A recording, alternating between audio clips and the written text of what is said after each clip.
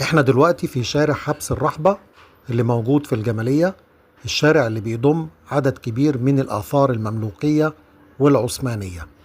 هنتفرج دلوقتي على أثر من الآثار العثمانية اللي اتبنى في القرن ال17، مدرسة وسبيل ووكالة أودا باشا. طبعا أودا باشا هو شخص كان من المسؤولين أيام الحكم العثماني عن قصر الوالي، اللي هو ذو الفقار كتخدة مستحفظان. ووكالة أودا باشا اختصار لكلمة أوضة الباشا.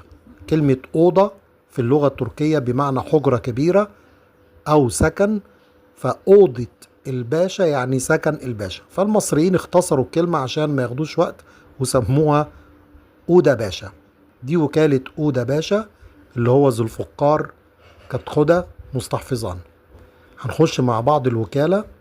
طبعا ده الباب، الباب الصغير اللي انتوا شايفينه ده احنا قلناه قبل كده ان هو الخوخة، بيقولوا عليه الخوخة، وده اللي بيخش منه العمال بتوع البيت او العمال بتوع الوكالة. الوكالة اتبنت في القرن ال17 سنة 1673 ميلاديا. الوكالة ديت بتعتبر من الوكالات المشهورة في شارع الجمالية. هي بعد كده بقت اسمها وكالة الورش أو وكالة الصنايعية، وبقى فيها سكان غير السكان طبعا اللي بنوها سنة 1904. اتحولت لمكان كورش ومكان للسكن. الحديد اللي موجود ده كله طبعا عشان عملية الترميم، لأنها تعرضت لأجزاء منها كتير اتعرضت للانهيار بعد زلزال 92، فالدولة حطت السندات الحديد دي عشان تمنع انهيار الوكالة.